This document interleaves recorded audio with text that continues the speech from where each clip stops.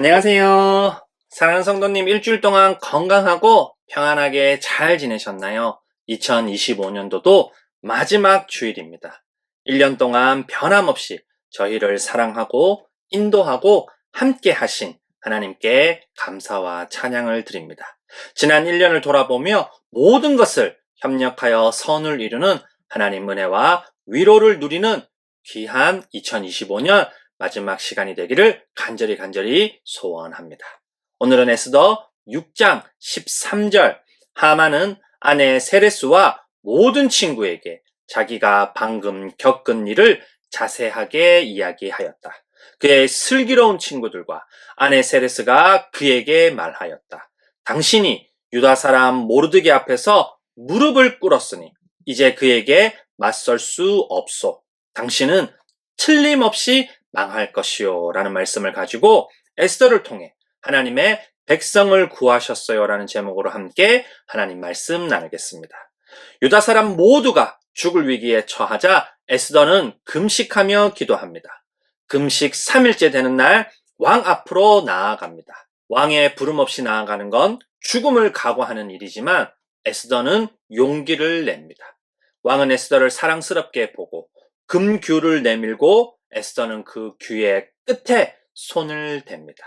왕은 무슨 일이냐고 묻고 나라 절반이라도 주겠다고 합니다. 하지만 에스더는 곧바로 말하지 않고 왕과 하만을 위한 잔치를 열고 싶다고 요청합니다.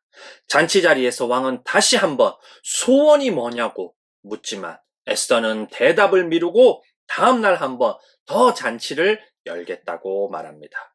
왕과 하만만 초대한 잔치가 2번이나 열리자 하만은 우쭐해합니다. 하지만 모르드게가 여전히 절도 인사조차도 하지 않는 걸 보고는 분노가 치밉니다.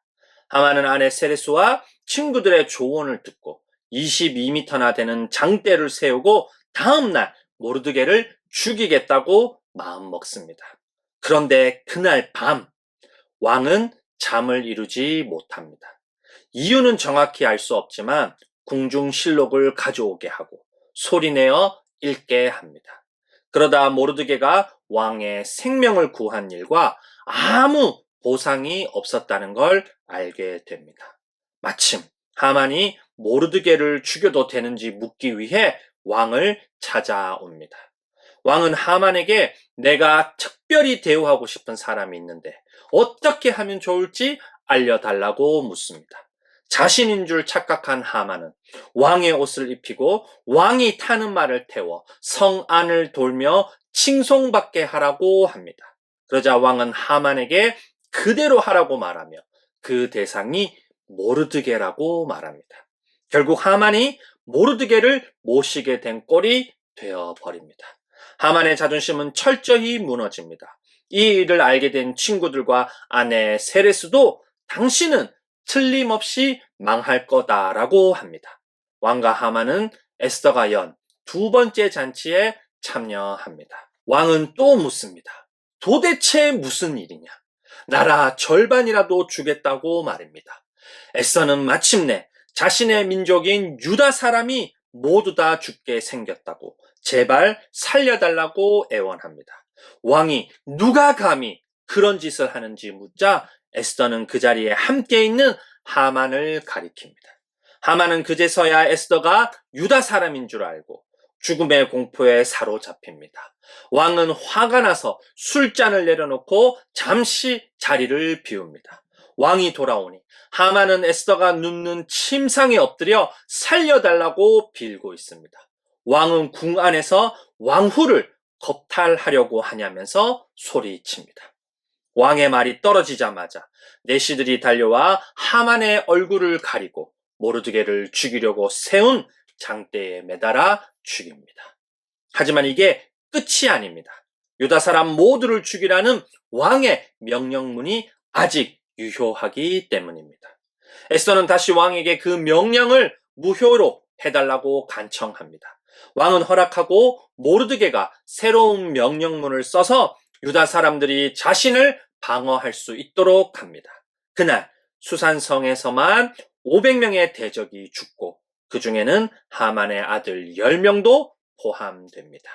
그러나 제사는 빼앗지 않습니다. 복수가 아닌 생명을 지키기 위한 싸움임을 보여주기 위해서입니다. 왕은 에스더에게 원하는 걸 말하라고 다시 묻습니다. 에스더는 수산에 있는 유다 사람이 내일 하루 더 자신을 지킬 수 있게 해달라고 합니다.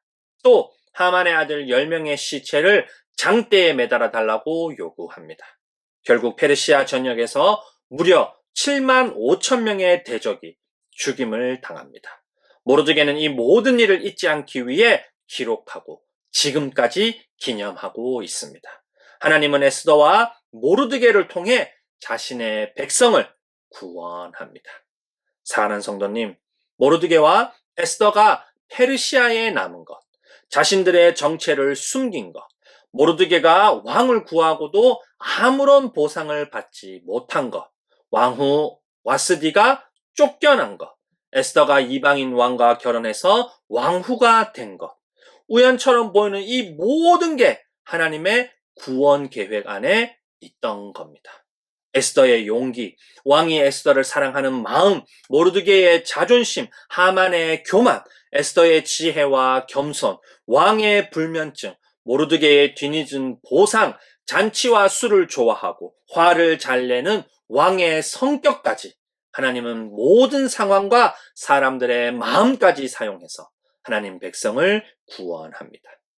하나님은 저희가 숨기고 싶은 과거나 지금의 모습, 사람들과의 관계, 저희 마음속에 있는 슬픔, 용기, 교만, 자존심, 겸손, 보상심리, 불면증, 분노, 저희가 세운 계획과 행동 모두를 하나님은 사용하셔서 하나님의 영광을 드러내고 저희에게 가장 좋은 길로 인도합니다.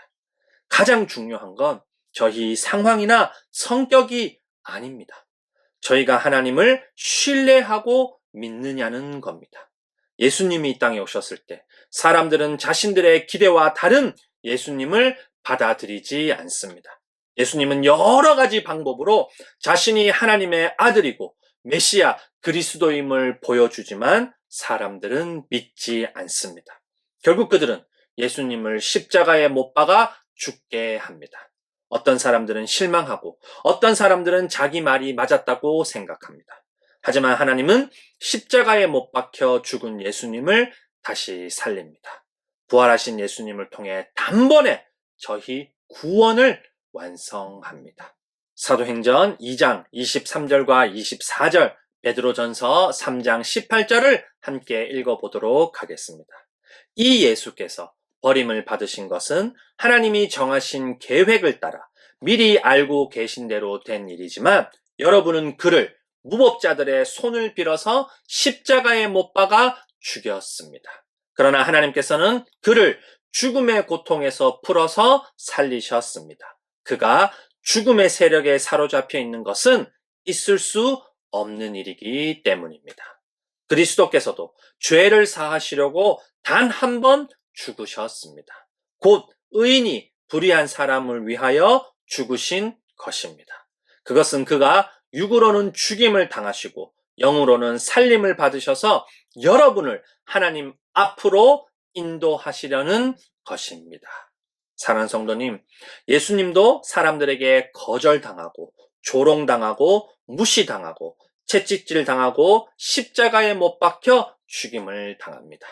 하지만 하나님은 예수님의 고난과 죽음 그리고 사람들의 완악함조차도 사용하셔서 저희를 구원하는 완전한 계획을 이룹니다. 예수님을 주신 하나님께서 저희 모든 것을 사용해 가장 좋은 길로 인도합니다. 저희가 겪는 모든 일, 성격과 경험, 실수와 상처조차 하나님은 하나도 버리지 않습니다. 모르드게와 에스더처럼 연약하고 실수 많은 저희를 통해서도 하나님은 놀라운 계획을 이룹니다. 하나님은 언제나 저희를 향한 가장 좋은 계획을 가지고 모든 것을 사용하고 일합니다.